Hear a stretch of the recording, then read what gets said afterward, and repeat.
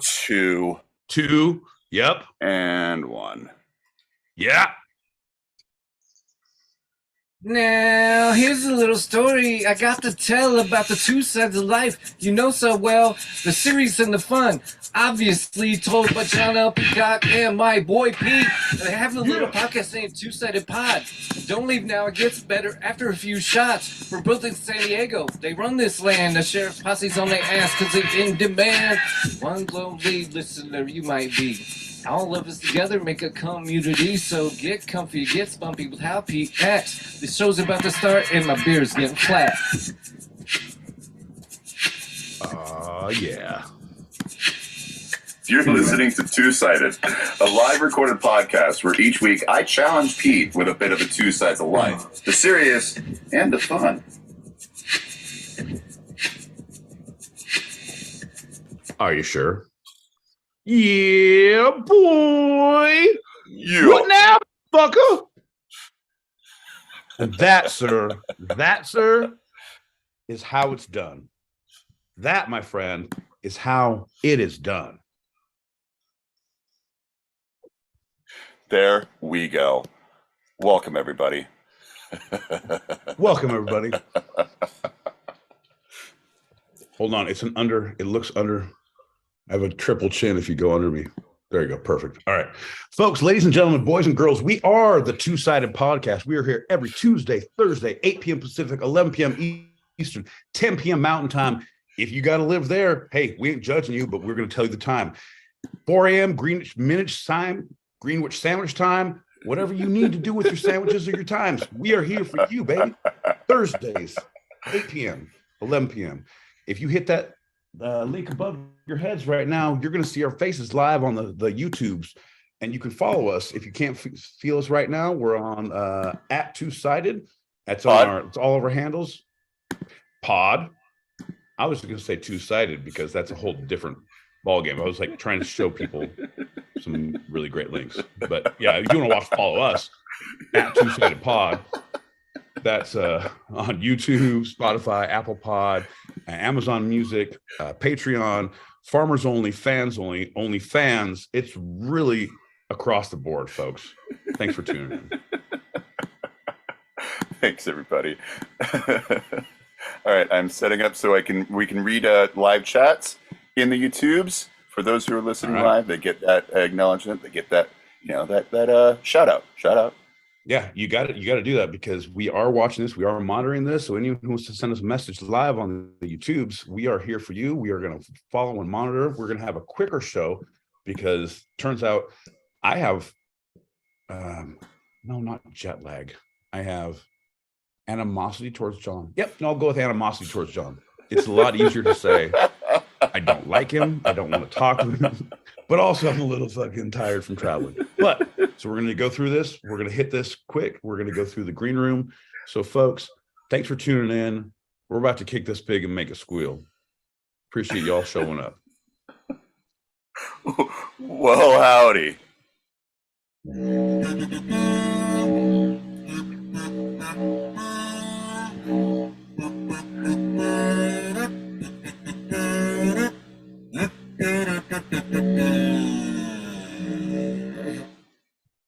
And another thing, John, your fucking didgeridoo sounds even worse in the South. I'll be honest. You can get away with a kazoo down here, but you fuck with a didgeridoo, it is a sign of weakness. You better tuck in your Adam's apple and your didgeridoo because we don't fucking take kindly to that shit. Preach. Well, I'm John L. Peacock out in Brooklyn, New York. And I'm my boy Pete, originally from Southern California, but hanging my hat in that fucking ATL tonight. And for the next 5, I'm going to let you know we're going to see some great things out here, and you're going to be posting them all on the fucking Patreon. Kids, wait for the goddamn party. And you're listening to Two-Sided, a live recorded podcast where each week I challenge Pete with a bit of the two sides of life, the serious and the fun. The right and the wrong, John, the me and the you. The dirty South and the John L. Peacock, baby. The ebb and the flow, the push and the pull, the yes and the no. Come on, John, get with it, baby. We here to go. Woo, woo. My boy Pete, let's do a quick check-in. How you feeling? In a metaphor. I'm like the path less taken, John. When you say that you're taking the high road and I say I'm taking the low road and we're going to meet together somewhere, I am the path that we don't talk about. That is where I am. I'm just kind of just floating through the fucking ether, baby. I'm ready to rock, ready to get down. That's where I am. Fucking vacation Pete is in the fucking South, baby. Let's get fucking weird. Woo! Also, Damn it, Pete and John, where the fuck have you been? Where have you been, Pete and John? You have had me worried sick out here. I've been patrolling this area in the streets like a goddamn nutcase.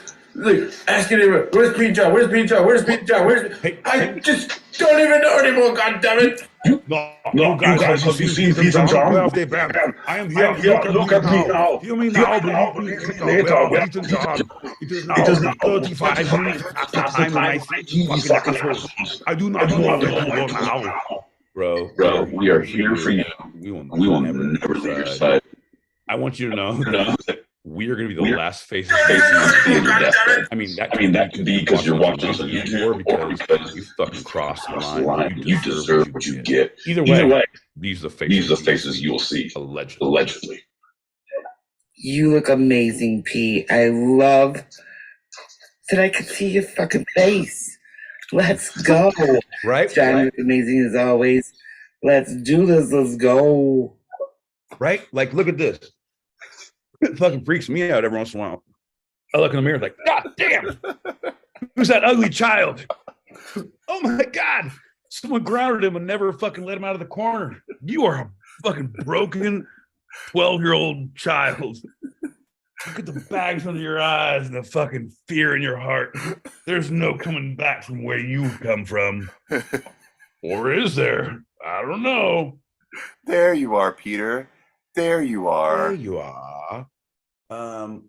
Hey, Justin, do you have a shot glass by chance? He doesn't. He has a full fucking glass. So apparently we're doing fucking glasses of booze now. This is apparently that's how they do things in the fucking South, baby. Oh crap. Yeah, no. Like I'm very upset about this in a lot of ways. I gotta rethink my whole life choices. Okay. Is there a water anywhere? Do you guys have a While you're setting all that up, let's jump into our first lightning round. Lightning round! It's time to just Here's the deal. They said you can have one personal item and one carry-on and one lightning guy. And I took full advantage of all three of those. I had a backpack, I had a duffel bag, and a lightning guy. Well, weird. Welcome to Atlanta Lightning Round, guy. And anyone knows that the first lightning round of the episode is always a standard Q&A. My boy Pete, are you ready for the questions? I'm ready, John. I think I'm ready too, John. You're not playing. I'm not playing. He's not playing. All right. He never plays. You never play. That's true. I know, but what are you gonna do, man? 6 of one, half dozen the other. There's animals around here who are just looking at me like, what the sweet baby Jesus fuck is happening? What's happening here? Let's be honest. They've seen it before. They're fine. Yeah, exactly. You've seen the worst. I've seen the face of Satan. Nope, that's the lightning guy taking a shower. Don't worry about it. Let's plow through this one. This is a quick standard Q&A. My boy Pete, jelly or jam? Give me I prefer jelly. Okay. Where do preserves fall into all this? Man, that's rich people stuff. No, ain't nobody got time for real fruit. Chunky or smooth peanut butter? Oh, smooth all the way. You ever get the natural peanut butter that you have to stir every time? No, that's for rich people, and I don't have time for those people in my life either. I don't shop at fucking Trader Joe's or fucking Fresh Mart or whatever the fucking shit is. No. Fuck no. That is both the most correct and quickest you've ever been. Congratulations. Thank you, sir. Thank you, sir. Ooh. Well, who would we be if we weren't having shots? So let's cheers to those listening live. Let's cheers to those listening after the fact. Cheers, everybody. Thanks for listening. Cheers, everybody. Bink, bink, bink.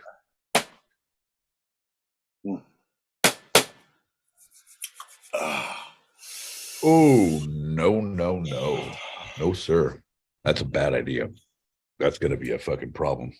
Moving on. Let's grab these messages. All right.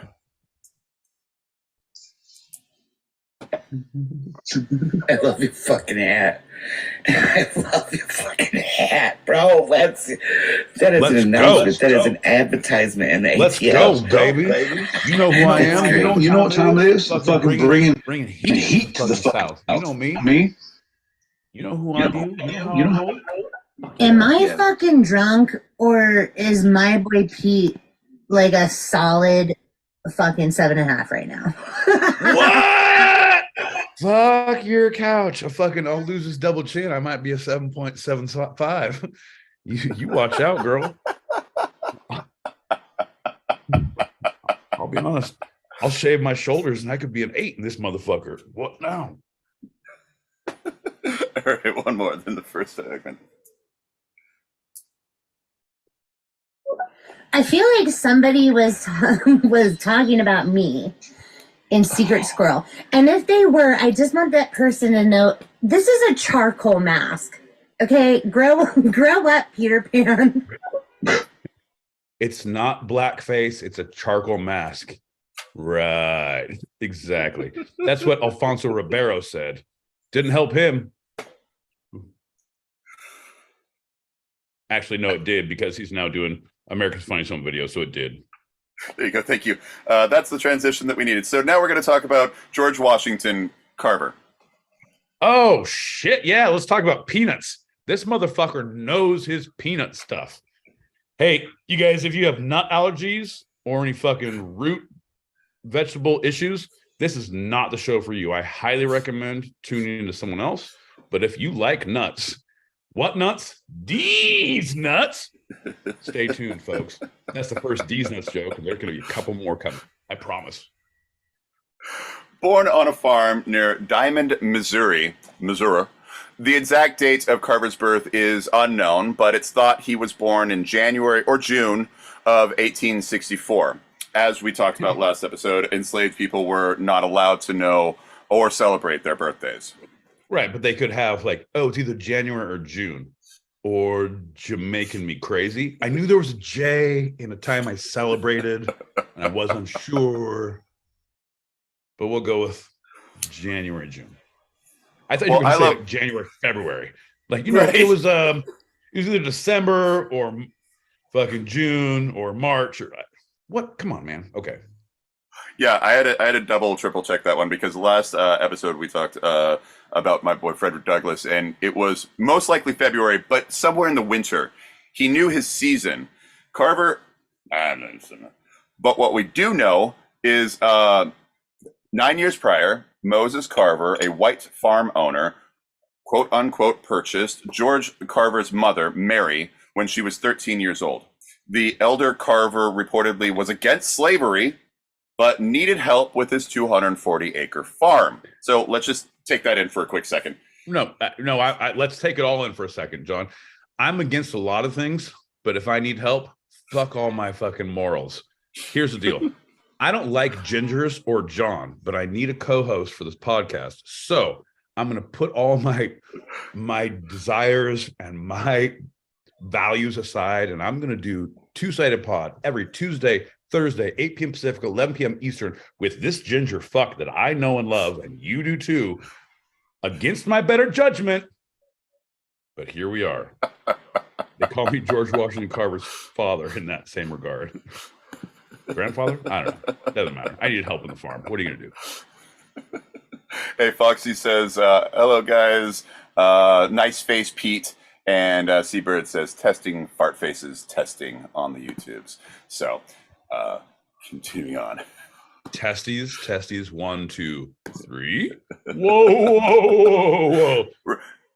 Juggle right, those and the balls, best way. girls. And the best way to, with no transition, the best way to help on a 240-acre farm is to get yourself a 13-year-old girl. Anyway, when Carver was 3 weeks old. I'm going to stop you right there, John. I don't even have a farm. I don't even have 1 acre. But I tell you what, I think a 13-year-old girl could help out a lot, just day to day. I was thinking about adopting a 17-year-old Filipino girl for around the farm, John. Too soon? Too soon. Go ahead. Let's pretend we don't have this. Let's cut this 3, 2, 1, and we're out. That's pretty cool. So when Carver was 3 weeks old, remember, it could have been in January or it could have been in June, he, his mother, and his sister were all kidnapped from the Carver farm by one of the bands of slave raiders that roamed Missouri during the Civil War era. And I'm sorry, I made a typo and I meant to correct it and I didn't. He was actually a week old, 1 week old, because 3 weeks later they were sold in Kentucky. Okay. Well, I mean, Kentucky's not a bad place. I mean, it's not the if you're deep gonna South. If you're gonna be sold anywhere. It was the last state to join the slave side, the slaver side, before the war broke out. Right. It's like, baby steps. It's the lesser of all the evils. It's like a two-sided pod. No, it's all evil. No, it's like the two-sided pod. If you're gonna have stupidity, we're the classiest stupid you can get. Like, this is pretty much what you're looking for if you want to fucking not dumb down too much, but just dumb down enough. I'm going to agree with you. It is like two-sided pod. It is all evil. Among them, so it's his mother, and his sister, older sister, obviously. Among them, only the infant Carver was located by an agent of Moses Carver and returned to Missouri. The others were never seen again. It was me, Moses Carver, and my mom, Mike D. We had a little place in Kentucky. Me and my mom and... No, never mind. It's not funny or clever. Go ahead. So after the war, the system of slavery was abolished in Missouri and ultimately everywhere else, but it took a little time in the U.S. But Moses and his wife, Susan, decided to keep young Carver and his older brother, James, at their home after that time, raising and educating the two boys. Susan Carver taught George Washington Carver to read and write since no local school would accept any black students at that time. Thanks, Susan. Great having you here, Susan. Always a pleasure learning from you, Susan. I don't know how I feel about that, but I mean, she did the Lord's work, but fuck you, Susan. I feel like that's what it should be. Come on, man. Susan. Yeah. If they were so against slavery, why didn't they teach them to read before the war was over? Exactly. Why can't Susan?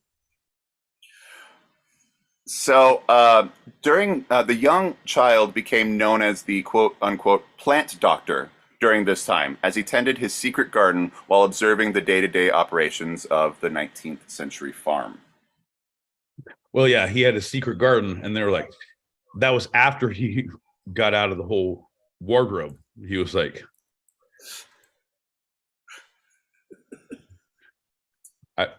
nope. No, you can't piece it together. Nope. No. It's there. It's there. We'll workshop it. No, it was. It really was, because he's like, nope. Absalom? Nope, that's not my name, Lion. Like, all right, fine. I'll be in the secret garden if you need me. We'll figure your ass out later. The search for knowledge would remain a driving force for the rest of Carver's life. As a young man, he left the Carver home to travel to a school for black children 10 miles away. It was at this point that the boy, who had always identified himself as quote-unquote Carver's George, first came to be known as George Carver. Don't like it, John. I don't like it. I didn't know that before. Oh, I was Carver's George. Turns out I'm George Carver now. No, thank you. No, thank you. It's like, and again, this guy was against slavery. Right. It's like, I grew up as Pete's my boy. And then one day I was like, one day I too will be a my boy Pete. And they said, you got upper management written all over you, sir. Here we are. And instead of trying to ignore it on the audio recording, my boy Pete, what exactly are we hearing in your background? I have hostages, John, and none shall pass, none shall get freedom until I have accomplished what I need to accomplish. That is truth. That's a promise. That's a promise from me to you. You can call that a Carver fucking promise. George me up, peanut style and all. This is so. Come here, Putty. Come here, pretty girl. That's Ripley. She's a husky. She's a good girl. She's a pretty girl, and her dad went outside because I don't know what he's doing outside, but she's like, "What the fuck is happening? You leave me with this drunk guy in your house?" I'm like, "Yeah, bro, it happens a lot. You don't understand how many times I had whimperies on end of every date I've had." Hey, let's do a little shot. I haven't cheers to you yet, my friend. Cheers, Pete. I'm glad you got there safe. Yes, sir. Cheers, baby. Bink, bink, bink.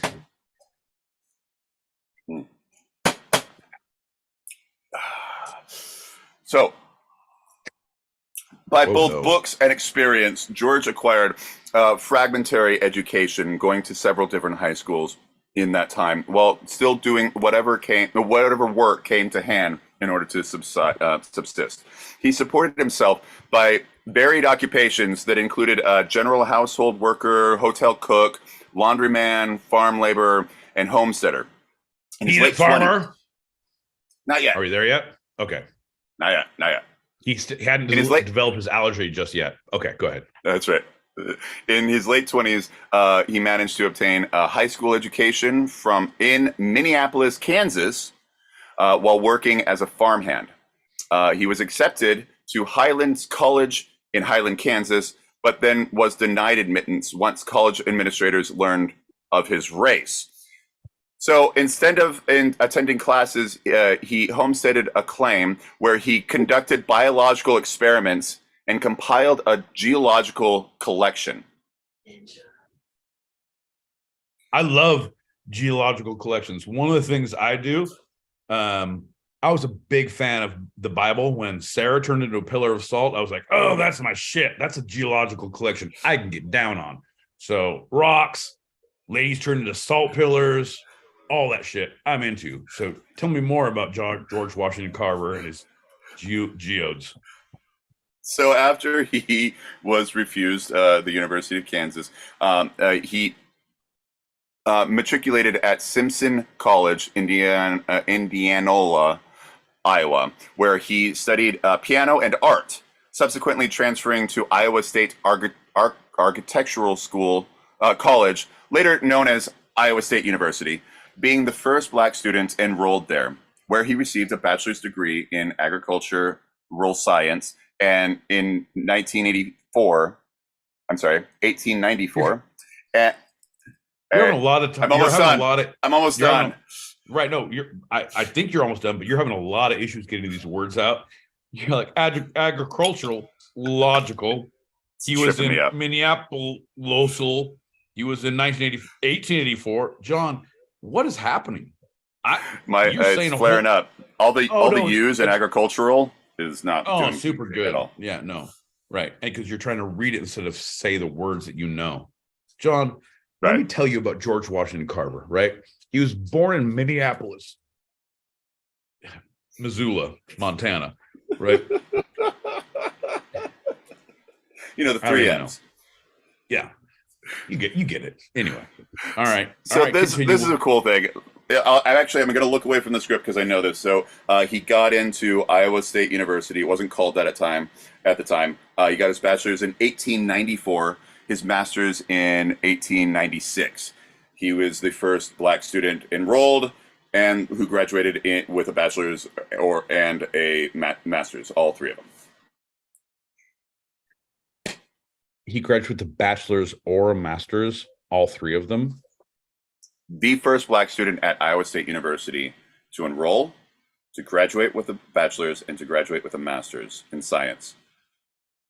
All in a row. He was it. And he was one of the first Black students to earn any of those degrees in the U.S. ever, because this was their first time they were allowed to be educated, to go to schools of education. It's crazy, man.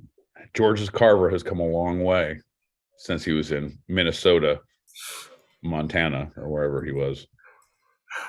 All right, so that's a little bit of a origin story. Now we're getting to the good stuff. So his graduate studies included intensive work in plant pathology at Iowa Experiment Station. In these years, Carver established his reputation as a brilliant botanist and began the work that he would pursue for the remainder of his career. Brilliant botanist. A brilliant botanist. I'm thinking of poison ivy. I'm thinking of like, that's pretty hot. All right.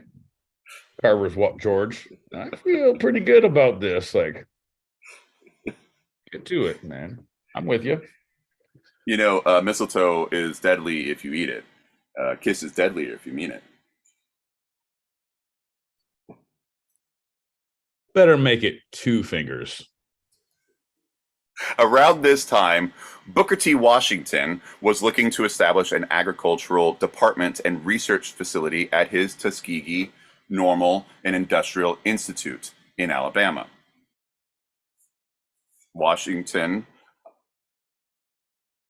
Nah, man. Fuck Booker T. Fuck Tuskegee. Okay, we're not going to go there, but go ahead. Keep telling, because he was half-stepping on that shit. Anyway. Okay, but Tuskegee, obviously, none of what we know about. Later on, no. And we've talked about, so this is not their era. Right. So, still, yeah, I know, and they do have their anyway. So Washington, the leading Black statesman of the day, and 2 others had founded the institute in 1881 as a new vocational school for African Americans, and the institute had steadily grown. As Carver was the only African American in the nation with an advanced degree in scientific agriculture, Washington obviously sought him out. He joined the faculty of Tuskegee in 1896 and stayed there the rest of his life. He was both a teacher and prolific researcher, heading up the institute's agricultural experiment station. yeah, but see, that's the thing. Once you get a job and you stay there forever, it's because you fucked up somewhere and you can't get a job somewhere else. So I want to know about his dirt. Like, why you got to stay there? We fucking students? I've been watching You season 3. I know what happens when jealousy amounts from professors. I'm just saying. What happened? Carver's walk, George. What happened? So at Tuskegee, Booker T. Washington was trying to improve the lot of African Americans through education and the acquisition of useful skills rather than through political agitation. He stressed compromise and economic development as a path for Black advancement in American society. Despite many offers elsewhere, Carver would remain there the whole time. He was very popular, overshadowed Washington at one point, and could have worked for a lot more money many other places. But he's like, nah, I'm doing good work here. I'm staying here because, man, his faculty parties were the shit, bro. Oh, Professor Carver, you're so dreamy. He was actually the first one. I don't know if you're going to get into it. When he was at Tuskegee, after he got his tenure, he was the first one who said, "What nuts? D's George Washington Carver nuts." And that was he was the first one. He was ahead of his time. Well, you're right, because there had a dem nuts too. Carver's research with peanuts, with dem nuts, These also nuts, bitch. Sweet potatoes and soybeans flourished. Now, very quickly, he and Washington came up at odds with each other. but they both had a deep respect for the work that they were doing. Washington, what he could have fired him, never would, because he realized how brilliant of a scientist and teacher he was. 100%. He was like, I don't like legumes personally, but tree nuts are okay, and this guy seems to have a handle on it. So you know what? Let's just see where this goes. That's what he said. So he made agriculture advancements to help improve the lives of poor black farmers like himself. With the help of his mobile classroom, the Jessup wagon, which he invented, he brought his lessons to former enslaved farm workers and used showmanship to educate and entertain people about agriculture. So he brought the classes to them. Ladies and gentlemen, step right up. Do you like nuts? What about these nuts? Ha ha ha! That's the first of many jokes. If you like what you're hearing and you can't believe what you're seeing, I am George Washington Carver. Nuts aplenty. Come on into the tent because I'm making it pertinent for everyone. Very accessible. Very accessible. Because at first it was come to the school and learn for free. We'll teach you the skills. No one was coming. That's why he was like frustrated and came up with the idea that if farmers would not or could not come to the school, then school should go to them.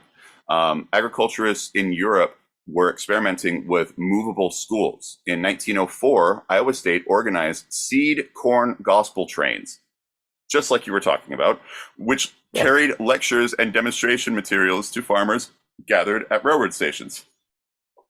Exactly, bro.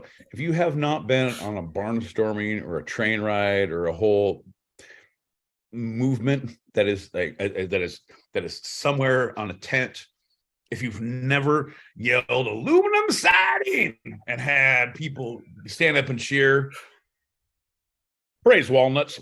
What? Peanuts. I'm sorry. John, you haven't lived. Welcome to the South, baby. So the Tuskegee's Traveling School opened for business on May 24th, 1906. Carver created the wagon, but never operated it. He never went on these trips. He had other teachers do it, but he drafted the plans for it, selected the equipment, drew the charts demonstrating farm operations, and suggested lectures on self-sufficient farming, fertilization, and the best crops to grow in various soils. And they were widely successful. I like what he's doing. Here's the deal, John. I feel like we can do kind of like a state to state two-sided, and it's like really for the people, by the people, of the people.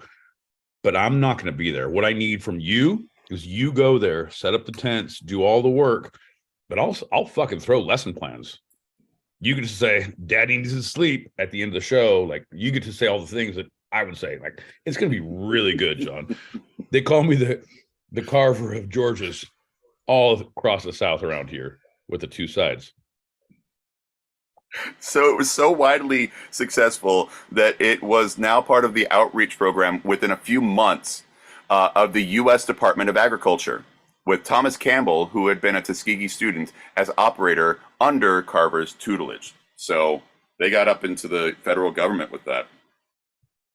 Right? It takes a village to raise a Carver nut. So because he didn't go but wanted to have all these writings for it, he reached an even wider audience through the bulletins he issued as director of the Agriculture Experiment Station at Tuskegee, these that would be going out on the mobile schools. So publishing bulletins was one of the major functions of experimental stations. The bulletins generally reported the findings of station experiments and were usually aimed at agricultural researchers, not farmers. Carver intended his bulletins to bridge the gap. As such, he reported on the results of his experiments, but also wanted the publications to serve as manuals for farmers, which they were. It was pretty crazy because what he did, one of the things he tried to really get out there, he nailed his pamphlets on the doors of every barn house. He's like, if it worked for Martin Luther, and then turns out, nope, stay back in the classroom, send other people out and figure that shit out. Yeah. Otherwise, I don't know. Let them get whipped. So Washington constantly pressed Carver to issue more bulletins, right? He found the success. He saw it. He was driven a little different than Carver. But in truth, the scientist was laboring against impossible odds. He did all the research himself, prepared the manuscripts, the writings, editing, typing them. He had no stenographer at the beginning and never had a printing press. So he had to have all bulletins printed at the school's printing office, which frequently had no money. So these bulletins were provided free of charge. Carver often had to beg for money to pay production costs. And he was a one-man band with it. It was all him. Yeah, but beg money, like you know he's talking to students like, hey, I know you want to get an A in this class. If you just tell your dad or your grandpa that we need to have some pamphlet money. Pamphlets don't grow on trees. They're made from trees. And trees are where nuts come from. And nuts are my business. Whose nuts? These nuts. Tell your grandpa we need his money. Still, between 1898 and 1943, Carver issued 44 bulletins, ranging from experiments with sweet potatoes and how to build up worn-out soils to fertilize experiments in cotton. And then after he did the sweet potatoes, then he did that whole apple pie. If you fuck an apple pie, it's almost like the real thing. He was the first guy who did that too, but he wasn't credited for that. That was later on. Someone else found it, but he was the entrepreneur who really, dare I say, put his fingers in the pie. No, maybe something else. Really got to it. Another one, how to cook peas and 3 delicious meals every day for the farmer. Another example. How not to get pregnant in the mouth. That's one of my, I go town to town and I do a clinic. I'm like, you know what? I promise you, you won't get pregnant in the mouth. Turns out, miracle worker, never do. Okay, it's less of a bulletin, more of a mission statement. Right. It's a dare. It's a fucking dare. Carver's. Did you? I'm sorry. I'm going on a limb. Did you know marijuana is illegal in Atlanta, Georgia? That is some bullshit. That's all I'm saying. So anyone who knows out there, hey, DM me. I'm gonna need to get a fucking hookup. Sleepy's allegedly soon. No, but allegedly. Anyway, slide in my DMs. Hit me up. Call me the George Washington Carver. I'll be your tree nut if you fucking rattle my tree. Carver's primary interest was using chemistry and scientific methodology to improve the lives of impoverished farmers in southeastern Alabama. To that end, he conducted soil studies to determine what crops would grow best in the region. Please, sir, I'm an impoverished farmer. I want some more. More crops. Prosperous crops, maybe tree nuts or peanuts. So the European way of farming was to farm the soil to death and then move on to another place. And they were ravaging America from the beginning to this point and beyond. And he found a way, much like the Native Americans, but a way that could appeal to the European descendants of transferring the crops and finding which still grow, but also give the nourishment back to the soil so the soil doesn't die. Yeah, but who cares about that, John? It's all about the slash and burn. Next thing you're going to say is like, oh, I care about the goddamn climate. Whatever, greenhouse gas. Whose house? My house. If I don't live here, I'm going to burn the motherfucker to the ground. Which crops? I'm going to kill all the crops. If I don't have hops and barley, I don't give a shit. His main thing was I'm sorry, I got a little lost there. All right. I did too, John. We're all making inroads. fertilization, and I need to stop looking away. This is weird.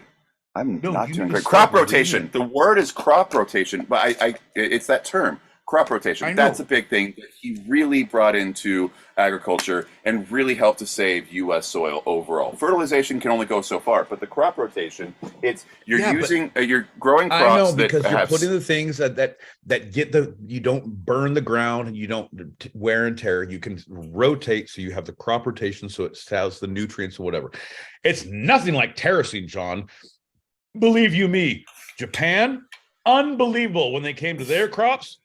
Fuck rotation. It's all about terracing, John. If you want to get with me about crops, John, I am not the man you want to fuck with. They call me the Carver of Washington. I say, close enough. So cotton was a major crop of the South, but it depleted soil nutrients. So rotating with, I don't know, what do you think he might have thought about? Wheat, corn, barley, anything that has legumes, a tree nut of some sort, sweet potato anything that has a sweet potato, an old priest or a young priest, really anything that you can put in a box. What's in the box, George? What's in the box? Super good sweet potatoes. So these farmers were impoverished because they were only allotted a couple of acres, and they only had so much that they could do with it. And they kept on trying to do cotton because that's the money maker. But he said, you grow in between when the cotton can't even grow anyway. Guess what? They made a whole lot more money because they grew a whole lot more cotton on the same amount of land because the soil wasn't dying. Oh, 100%. It's like when my neighbor leaves for vacation, I sublet her place. She's like, watch my cats. I'm like, I will, and I'll rent it out when you're not here. That's how we make a lot more money off the soil in the meantime. Very, very similar, John. Very similar. So his widest audience was reached from the forum that cemented his fame as you said, the Peanut Man. His appearance in 1921 before the House Ways and Means Committee as an expert witness on behalf of the peanut industry, which was seeking tariff protection. Well, first they were going to call him the Penis Man. I'm like, whoa. Because he would show it off. He was like fucking swinging it around fucking on Capitol Hill. And then he did the crop rotation. Like, you know what? Maybe Peanut Man is a better, more acceptable. Oh, you heard about this. So the testimony did not begin well. I think he kind of mentioned a couple of things. So he showed up in his usual manner, clean but rather shabbily dressed, and he fumbled around as he laid, swinging his dick around, just fucking knocking people out of chairs. Oh, this guy fucks. That's what everyone said at fucking Capitol Hill. So he fumbled around as he laid out the samples of peanut products on the table, and he quickly used up his allotted 10 minutes. But his time was repeatedly extended as he showed and described the vast number of items that could be made from peanuts. He so captivated the committee members that he received a standing ovation. More importantly, he convinced the committee that peanuts should be protected, helping to secure a high protective tariff for them. As 100%. His biographer wrote, quote, in less than an hour, Carver had won a tariff for the peanut industry and national fame for himself. Bro, 100%, because he was like losing them. And he was like, you know what? What do you guys use? Vaseline? Spit? Well, wait till you get a load of the peanut oil. It's like lube you've never seen. And it tastes great. You do know about this. Okay, so I'm going to continue. You have no idea. I played many a fucking George Washington Carver Twister games in my life in college. Red hand peanut, left foot peanut, everybody peanut. Fuck yeah, Carver style. Carver was so enamored with the potential powers of the peanut that he became convinced the legume had miraculous curative powers. Carver had been introduced to the belief that natural products could cure a variety of diseases as a child while living with Miss Watkins in Neosho, Missouri, linked to his belief in the wonders of natural products and herbal remedies. He was convicted that it was his conviction that massages were beneficial, a belief that stems from the day as a masseur at the Iowa State football team. So I have to stop you there because I had this belief that misogyny was the way to go because I was a misogynist all the way through college. And it turns out, nope, not the way to go. That's when I went to peanuts. Massages, baby. With massages, right. Peanut oil. I don't know why that makes me feel more creeped out than anything by you saying that, because I know you like to give massages to people in inappropriate times, and I can feel like, come on, don't be weird. It's just peanut oil. Let me put shit on your shoulders and fucking rub your back. John, stop touching me. Come on, it's just peanut oil. Come on, don't be weird. George Washington Carver did it. Why can't you do it? Don't be a misogynist. And why is it that sometimes when people say, let me put peanut oil on my hands and rub them on your shoulders, they look at me like I'm crazy and they say, why do you want to do that? And I say, if it worked for the Carver of Washington, why can't it work for us? And that's what I think in these days and ages, John. What about that? So by the 1930s, he became convinced that peanut oil could lessen or altogether stop the devastating paralysis that accompanied polio. He was certain that peanut oil applied during a massage not only saturated the skin and flesh, but actually entered the bloodstream and helped restore life to limbs withered by the effects of polio. There's so much things that are lost in translation. It's like going back and reading the King James version of the Bible and then having the new message and the all these different things, like the different versions. You say it's the peanut oil for the massages. It actually in the first translation was penis oil. And the thing is, it's good for your hair. It's good for your skin. It's easy to come by. Oh, easy to come by. But that didn't take too much in the Deep South. And they said, we're more of a tree nut family. And he said, who's nuts? And he said, tree nuts. And he said, okay, well, let's go peanut oil instead of the penis oil. Yeah. So in 1933, the Associated Press carried a story about Carver's alleged successes with peanut oil massages. And for a time, Tuskegee began to look like Lourdes as paralyzed pilgrims flocked to the Alabama school. Now, this sounds like, snake oil, right? It kind of sounds like, oh, this is fine. But sounds like penis oil.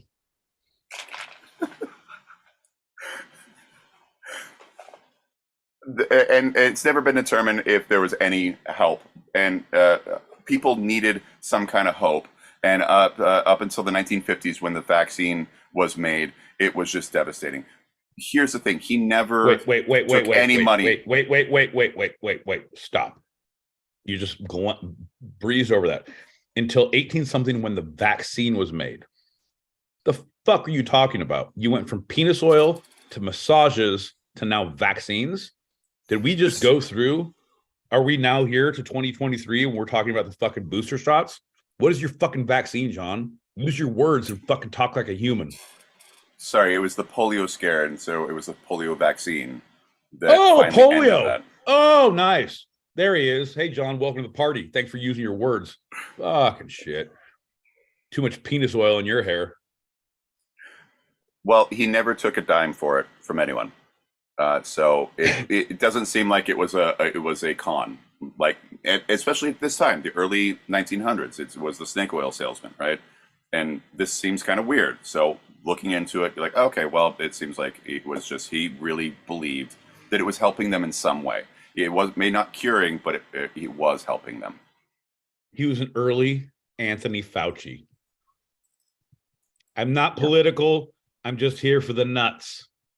I think I've heard Fauci say that many a time. So, according to the National Peanut Board, Dr. Carver published the research bulletin, and this is the big one, How to Grow the Peanut and 105 Ways of Preparing It for Human Consumption. Number 1, in your mouth. Number 2, your right ear. Number 3, your left ear. Number 4, this nostril. Number 5, this nostril. Number 6, the butthole. Number 7, whatever urethra you're working with. I don't judge. Number 7, hey, that's on you. Welcome to the Penis Council.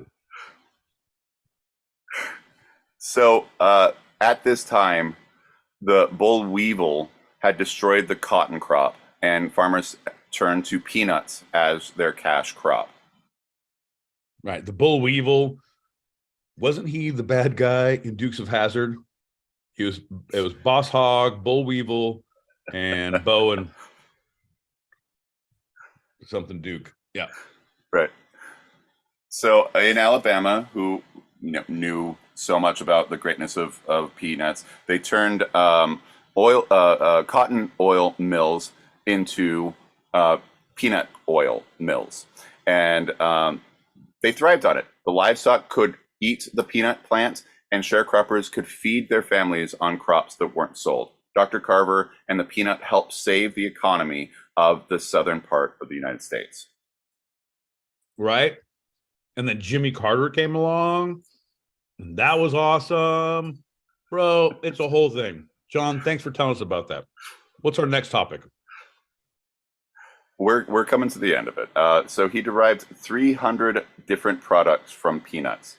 Among them, milk, flour, ink, dyes, plastic, wood stains, soap, linoleum. John, I get it. You're like, you love lists, but you don't like to stop and have any fun with any of the lists you do. You have no punchlines in your list. You have all fucking facts and no funny. John, peanut milk? Does a peanut have a nipple? I have nipples, John. Could you make milk from me? Am I a peanut in your life? What the fuck are you talking about? Linoleum, John? Hey, what's the good thing about if you fucking lay a peanut the right way, you can walk all over it the whole lifestyle. No, wait, that's linoleum. Don't mean it the wrong way. All right, John. Go ahead. Finish up. Medicinal oils, cosmetics, and finally gasoline. A working product of gasoline from peanut butter, from peanuts. Yeah, peanuts. Yes, peanut oil, because it's the same thing as like when you're doing roads, John. Where we're going, we don't need roads. We have peanut oil and massages. Gross. So after a lifetime of achievements, recognition, and awards, Dr. Carver died in 1943. He's buried at the campus in Tuskegee. Because it was a peanut allergy and he never knew. He swelled up. Puffed up because he had a peanut lodged in his. Did he choke? Was it from peanut? No. Okay, sorry. Anyway, he died in Tuskegee Institute, and we all learned. FDR sent the message: all mankind are the beneficiaries of his discoveries in the field of agricultural chemistry. The things which he achieved in the face of early handicaps will for all time afford an inspiring example to youth everywhere. Wow. And then that's great. That's amazing. That's super good. That's super, super good, John, because someday when I die, I want a fucking president I don't care about to say some stupid shit about me, and then you make everyone listen to it in the full fucking quote. None of us are as stupid as all of us are after living and listening to the Two-Sided Podcast. Thank you and good night. This has been a fireside chat from your president, your Lord and Savior. Yeah, so FDR also gave him the very first monument for anyone except for George Washington and Abraham Lincoln. Yeah, you said that too. That's yeah.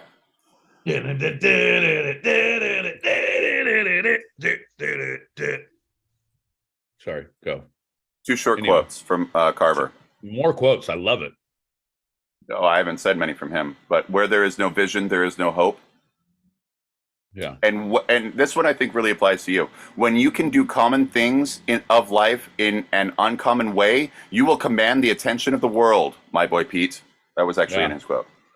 100%. The one I really focus on is when there is no listening, there is no communication.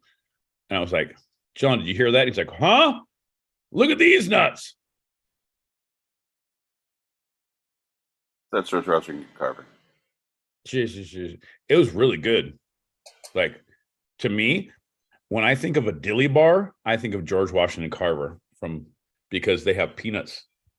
Do they? I don't know if they do or not. That's a little Dairy Queen fun fact for you, buddy. I don't know if you have them in New York, but dilly bars are from Dairy Queen, and they have peanuts, I think. Or not. Who knows? Let's hit these messages real quick and finish it up. Giddy up, baby. Maybe. Who was the president with the scribbled up polio legs that they always hit under the plate? Was that FDR? Franklin Delano Roosevelt. Does anyone know if he liked peanuts? He couldn't get the peanuts up, but he did like looking at them. Did you stop paying attention to the live chat also? Because I asked to do a shot. See, John? Like, at least probably by the time you see this, you're still blabbing about the peanuts. Probably like a half an hour ago. See, John? Did you guys give up on the fucking live YouTube chat? John! I'm so high, I swear I did that one twice, and it wasn't funny, like, either time. That means we need to do 2 shots now. Like, Let's do 'em. Getting worse. All right. I'll never forget when I saw George Washington jump down that cherry tree. He was going at it like Jack Nicholson in The Shining. Oh, wait.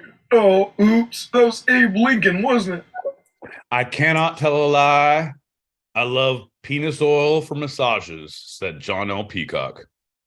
It's called peanut oil and consensual massages, John. Don't get it twisted. Let's do a shot.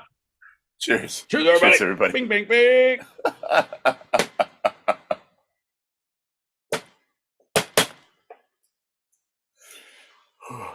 Oh, no. All right, look at them YouTubes. Bo and Luke Duke, 2 good old boys. You just answered my FDR question. Great. Glad we got those. All right. Yeah, but fucking, hey, you don't get to say it in your mind and like, glad we're over it. Read the fucking comments so we can talk about them, because that is what a YouTube live chat is. You have to fucking say them, John. Don't be a fucking idiot. What? Who wrote? Apparently there's 2. And there's someone else. John, read them. Use your fucking words. Come on. Okay. Julie, my guys. And There you scribbled up legs, LOL. Also from Julie. There you go. And that's the last of them. Oh, so there wasn't someone saying, let's do shots half an hour ago? Okay. I feel like you are so suspect in everything you do. You're focused on penis oil and fucking the fucking benefits of massages. I don't know why, but I see you trying to give massages to people on the fucking subway. Hey, it's fine. I'm doing a podcast about George Washington Carver. I can give good back rubs. You guys, I'm a podcaster. It's not weird. I just don't read YouTube live chats. I give back rubs to strangers on the subway. It's very specific and clinical. Don't be making it weird. Jesus, it's weird. Well, that's going to lead us directly into our next lightning round.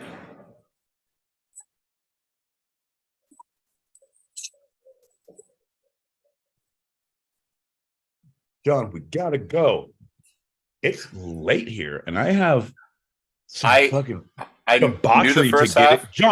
John, I have debauchery to get into, and you are taking away from it. Let's get this fucking thing going. I top loaded it, so the second half will be shorter. Anyway, This is one of your favorite lightning rounds and mine. That's right. It's decipher that Cockney slang. I like how you say that because it's never one of my favorites or yours. And also, do you have any peanut oil for a massage? Because I think my buddy's gonna have bad neck cramp later on. So this edition is the new Cockney slang, rhyming slangs. As languages are always changing, there are new ones introduced, and these are all introduced within the last 10 years. All right, the first one is ruby red. Oh, soon be dead. Use it in a phrase. Use it in a sentence, John. Oh, he done hit his ruby red. Oh, he's fucking got his noggin. Fucking dinged his cap, John. What's the actual one that rhymes with it? You're right, but his fucking beauty head. There you go. All right, next one. Penn and Teller. Pronounced Penn and Teller, if that helps. Penn and Teller.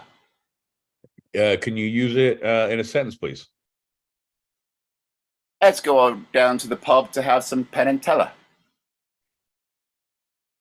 Let's go down to the pub to have some Penn and Teller. You have a horrible accent, John. Your Cockney is lacking, and it's fucking diabolical. This is a hard one. This is a hard one. Penn and Teller. Here's the deal. We're gonna go down to the pub and have some Teller, Penn and Teller, Ken and Bella, Teller, fella. Oh, when they went to see the fucking off Broadway fella, right? Isn't that it? Here, it's a brand name, and I'll go one more time. Let's go down to the pub and have a few pints of Penn and Teller. Oh, it's the fucking it's the yeah, when you fucking have a shot and like you fucking Penn and Teller, yeah, Penn and Teller, yeah. It's a Stella. Yeah, well, yeah, that's what I'm saying. Did I not say that? Penn and Teller. Am I stuttering? I feel like I'm in the same place. I don't know if you're getting it, but fuck. Mile and a quarter. Can you give it what is its origin? Its origin is in the Cockney slang, ever-growing language. Fair enough. Can you use it in a sentence? I knew that there you go. What it is. Oh, the new couple, they had themselves a fine mile and a quarter.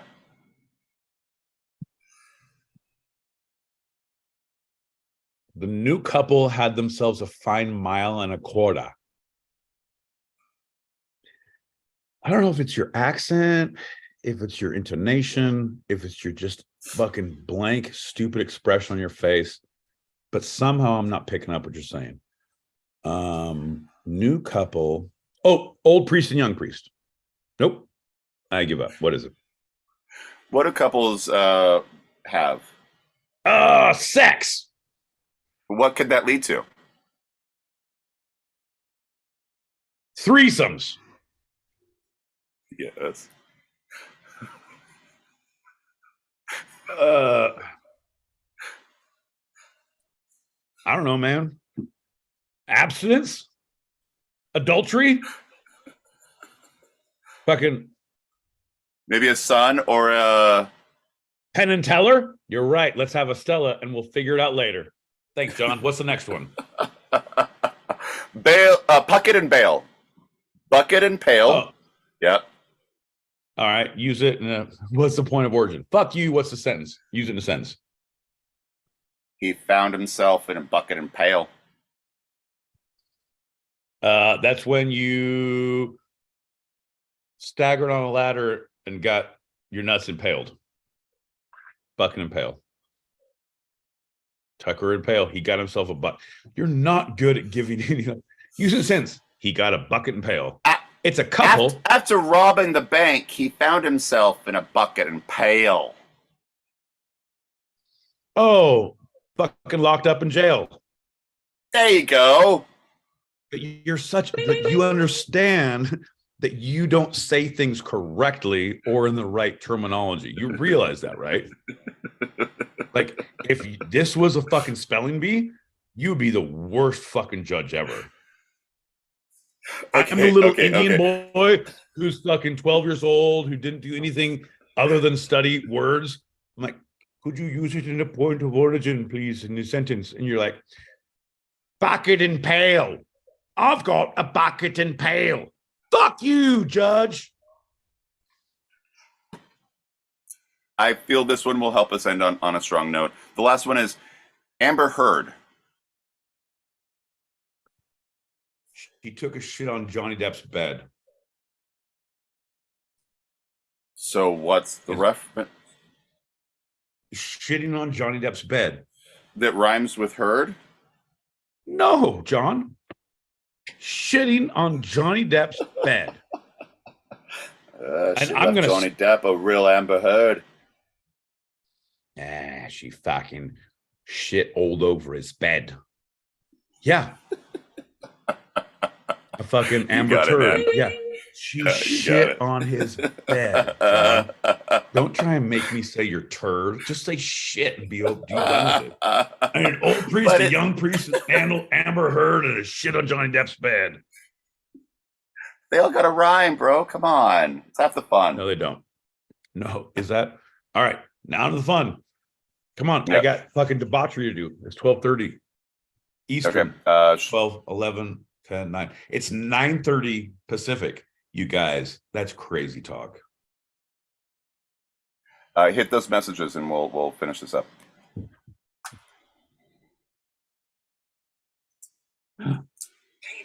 Count very high in that tale, and I'm here for it. Just saying that I would have been here for it half an hour earlier when it started, except when I set my alarm for 4 a.m. Greenwich Mini Sandwich. Right. It said 4:59 that it would be on, so I set my alarm for 4:59, and then I missed half an hour of it. It's fine. It's fine. Don't worry about it. It's fine. Good morning, guys. Hello. On the YouTubes, my boy Pete. Hello, beautiful. How are you? Good morning. Good morning. It's time to take your pants off, and good morning. Good morning to you. No pants? Good morning. No pants. Don't sit on leather when it's hot. Good morning. Good morning. Your butt will burn and then you'll be so sorry. So sorry. Good morning to you. I don't know how hot it is out there, but all right. Yeah. Keep playing messages, right? Screenshotting live chat. So I have the receipts. See, John? I don't know what she's played. I don't know. That's not there. Fuck your couch. You're the worst. You're the worst producer. You're the worst talker. The one thing you have going for you, you are the best ginger I know. Granted, that's not hard to do because all gingers are shit and they should be put down in the street, fucking squealing like a dog. But you're the best of them, buddy. Too soon? Just soon enough. We already covered that he's a solid 6.5. wait, 7.5. Shit. Are you getting worse? Oh no, what's happening? Yeah. It's like a Benjamin Button thing. Exactly. Hold on. I'm taking my shirt off. I'm gonna be a 5 before we know it. You like this? What about one of these? No, I found, and that's one thing I've like, not only do I have the really good verbal slurs, I have the fucking stony eyes, even when I'm not stony. Like, I'm very good at that. Like, I look super, like, all the time, confused, or a little like, man, no wonder I get pulled over all the time. It's fucking very, very real. All right, to wrap us up, we are going to talk about Leadbelly, his life and musical legacy. Love Lead Belly.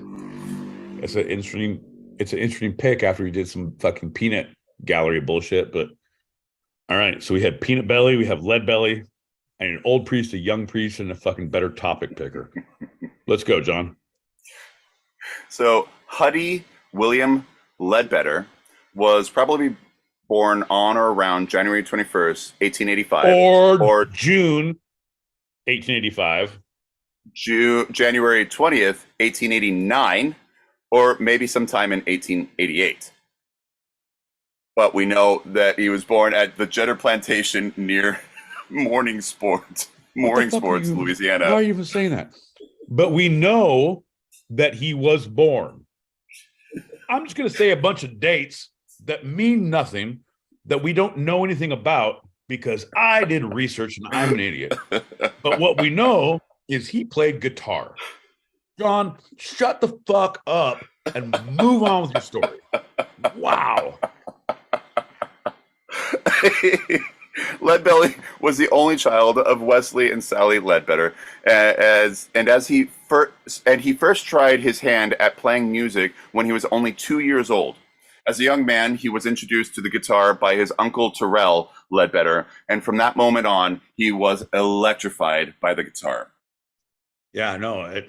One thing I tried, I was really good at being a fucking asshole fucking commentator at 2 years old, but there's nothing recorded. But in my history, John, there's going to be an asshole like you that says like, no, pretty sure that he fucking, by the time he could make goo goo gaga, he was saying dick and fart jokes.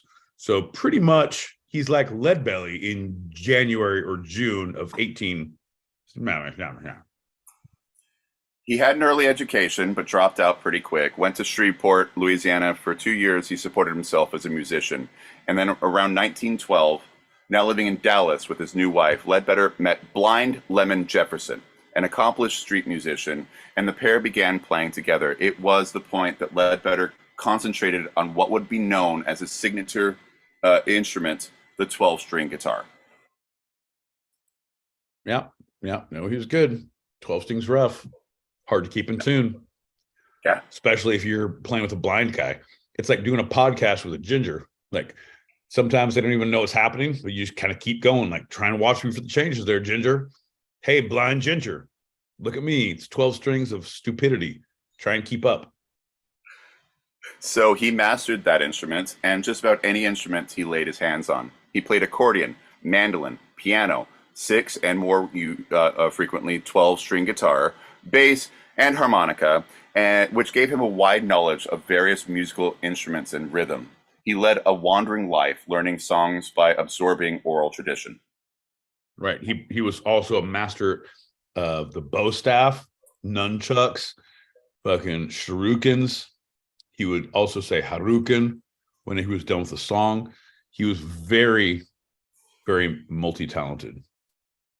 So as he was supporting himself very early on, he became known and legendary for picking 1,000 pounds of cotton in a day when he was working as a laborer. Bullshit. So tell me about the legend that this one guy, because he was the jazz musician, guitarist, but he had a legend. I could pick more cotton than anyone. John, tell me about this legend that you know nothing about. That legend has it. Well, to support that, he was tough as nails in every other aspect of his life. Leadbelly once said, quote, "When I play, the women would come around to listen and their men would get angry," end quote. Bro, that's just headstrong and cocksure. You think like, oh, people come to our live shows like, all right, ladies, hey, how's it going? I have a man. Is he here? Yes. Is he happy? No. Come on backstage. Let's talk about it a little more. John, it doesn't matter, because did it happen? No, but someone talks some bullshit and all of a sudden I'm Leadbelly. I'm a 12-string master and this is how the ladies love me. John, you're falling into the... No, it's not true. None of it's true. Well, that quote coincided with the fact that in 1918, he fought and killed a man in Dallas and was sentenced to 30 years to serve in the state prison in Huntsville, Texas. That means He, nothing. That means so the man nothing. drew his pistol to shoot him dead because he was hitting on his girl, and Leadbelly drew first and shot him right in the head. That's great. That's fine. That means you're not tough. It means you're quick. If you take someone's pistol and beat him to death with it, and now you fucking piss in a bag and you fucking talk slowly and limp around, you're a badass. But no, you just shoot someone, you're fast. No, man. You didn't have 2 shots earlier on. You didn't fly to Atlanta all day. You were in a goddamn plane with these fucking idiots all day. So in 1925, he wrote a song asking Governor Pat Neff for a pardon. Neff, who had promised his election never to pardon a prisoner, broke that promise and set Huddy Ledbetter free. Okay. Gotta love So the back music. on the road, well, a lot of new songs that he learned and or wrote in Huntsville. He found enthusiastic audiences throughout the South. But as the center of admiring crowds, he was again the target of envy and jealousy. And in 1930, after a fight at a party, which was normal in the Jim Crow South, he entered another sentence of prison at the infamous Angola Farm Prison Plantation in Louisiana. But with a stroke of luck, because he was discovered by folklore John and Alan Lomax, who were recording prison songs for the Library of Congress, he was allowed to go and do that and go to Washington, D.C. to record the prison songs. His prison sentence was pardoned, and at that point, he then went around New York. They brought him to New York, and then he played college campuses like Harvard, Princeton, NYU, and the list goes on, and he became super famous. There you go. That's all it takes. A little something takes you a long way, John. I've been paroled twice just by talking out my ass. It's not on my good being. It's not my fucking personality. No, it's my personality. Come on, John. Look at me in the eyes. No, this eye. This one's lazy. This one has a job. Look at me now. Look at me now. Get a job, fucking lazy eye. You know what that's like. Go ahead, John. It's your charisma. It's my constitution. It's your charisma. Anyway, Leadbelly is, quote, the hard name of a harder man, end quote, said Woody Guthrie of his friend and fellow American music icon. From the swamplands of Louisiana, the prisons of Texas, and the streets of New York City, Leadbelly and his music became cornerstones of American folk music and touchstones of African American culture legacy. Yeah, at the bottom as well lies a big Leadbelly, right? Isn't that right, John? Go ahead. That's right. So in April 1st of 1939, Leadbelly recorded his first protest song, "The Bourgeoisie Blues," after his producer Lomax, as his white Washington D.C. landlady, threatened to call the police, outraged that a black man had slept in her building. It'll happen. So this sparked something that 3 weeks later, barely over 2 weeks later, Billie Holiday recorded "Strange Fruit," the chilling vision of lynching commonly practiced in the Deep South. This is all years and years before the quote-unquote, not the quote-unquote, the civil rights movement began. Right. Between 1941 and 47, Leadbelly recorded some of his best music in Moses Ash's tiny New York studio. He made a number of 78 recordings for RCA, Columbia, and Capitol, but none of them were commercially successful. So then each time he was trying to get success, it didn't work out so well. He just came back and recorded at Ash's studio because he would record anything he wanted. And it was just his joy, and he was free to do what he wanted with those recordings. So we have a lot of great real recordings as opposed to what the studio and the producers want, right? And then while in Los Angeles, he signed with Capitol Records and finally began some serious recording. Even as he achieved success, he developed health issues. And in 1949, he was diagnosed with ALS, better known as Lou Gehrig's disease. He toured a little after the diagnosis, but the ALS caught up with him. And in December of that year, at age 61, he died. So he died penniless. But Months after, Goodnight Irene was recorded by the Weavers and became a top 10 hit. Then The Midnight Special and Rock Island Line. This continued, so he influenced blues, folk, and rock artists like Moving Neil forward. Young, Eric All the Clapton, way. All the Bob way. Yep. Dylan, There you Janis Joplin, go. Gotta say the Ben list. Harper. You wrote them all. You got to finish them. You can't not finish your words. George Harrison even said, "With no Lead Belly, no Beatles." The full quote is actually, "If there was no Lead Belly, there would have been no Lonnie Donegan, no Lonnie Donegan, no Beatles. Therefore, no Lead Belly, no Beatles." Right, and then he said also, "Come on, Eileen" was a good one. Oh, you know what I mean. At this moment, I don't think John should read anymore. Oh, this is his legacy. John, we don't want to listen. John, don't talk anymore. John, stop. Oh. You don't want to bore us. Oh, come on, John. Stop talking now. Come on, John. All right, I'm almost done. I'm going to say 3 more. I'm skipping ahead of a whole lot of stuff. Just let me say 3 more influential songs. You know one of them. Just say it. Come on, Eileen. There you go. That's it. You never knew that it was actually his song. No. Where Did You Sleep Last Night? Which Nirvana covered famously. Black Betty, which was also covered by several people famously. And, I don't know. House of the Rising Sun. All right, that's it. I'm done. There you go. Just got paid. Got money on my side. Don't want to stop, even though I tried. Come on, John, even though we don't know where we're going now. Isn't that one of the songs? Come on, John. Did he say that? No.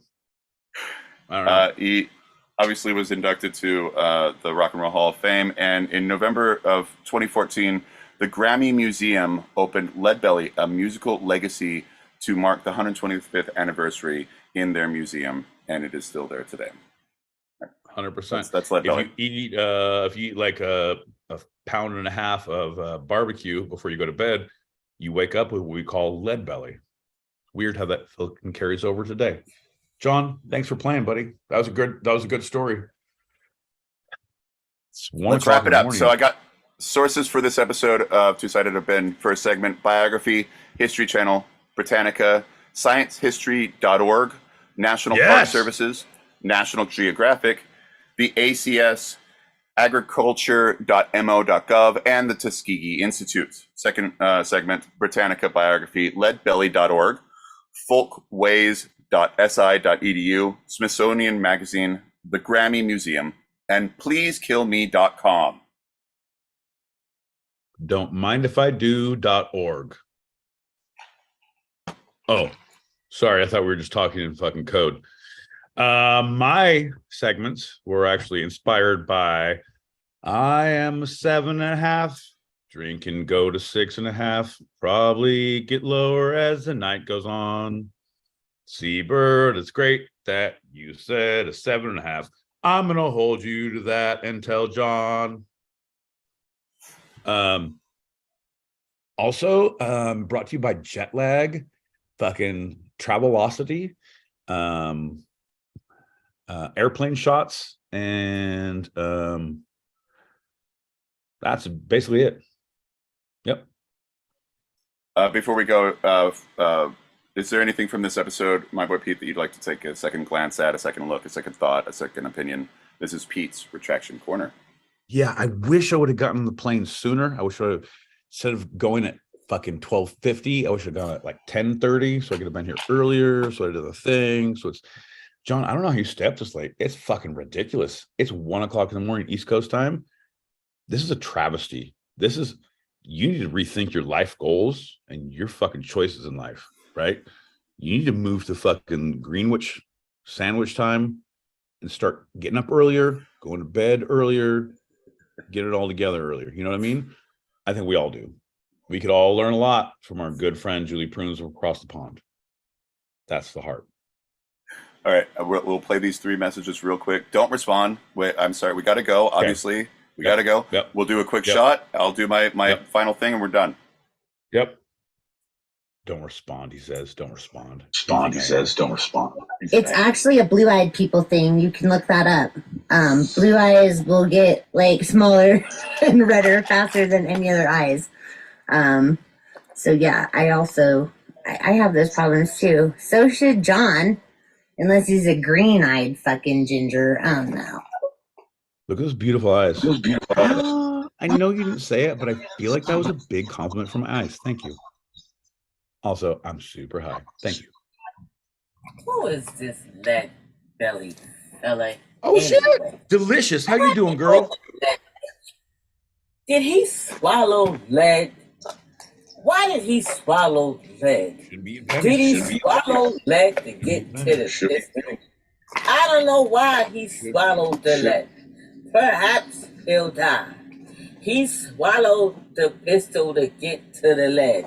But I don't know why he swallowed the lead. I know a guy named Lead Belly who swallowed the lead. He swallowed the damn man. He swallowed the man to get to the gun to get to the lead. But I don't know why he swallowed the lead. Perhaps he'll die. How many calls? There's a hole in the lead belly. Dear Liza, a hole in the lead belly. Dear Liza, a hole. You said don't respond. You said don't respond. Okay, I'm obsessed with this like honor about thing because the next time someone asks me how old are you, Comfort, I'm just gonna be like, honor about the 80s. Yep. Just fucking leave it at that, dude. Exactly. Age ain't nothing but a number. Or a sentence that you probably can get paroled in 5 years Shout for good out behavior. to the East Coast fans and the Greenwich sandwich that stay up this late every Tuesday, Thursday, 8 p.m. Pacific. That's what I'm talking about. 11 p.m. Eastern. Welcome to the world, Pete. One of us. One of us. One of us. One of us. Yeah. I love it. I love it. Fucking my friends from across the pond, Muse Lover, Julie Prunes. Some people stay up late and get the sleep deprivation. Some people go to bed early, wake up a little drunk with an alarm, sit naked in a fucking leather chair in the fucking room.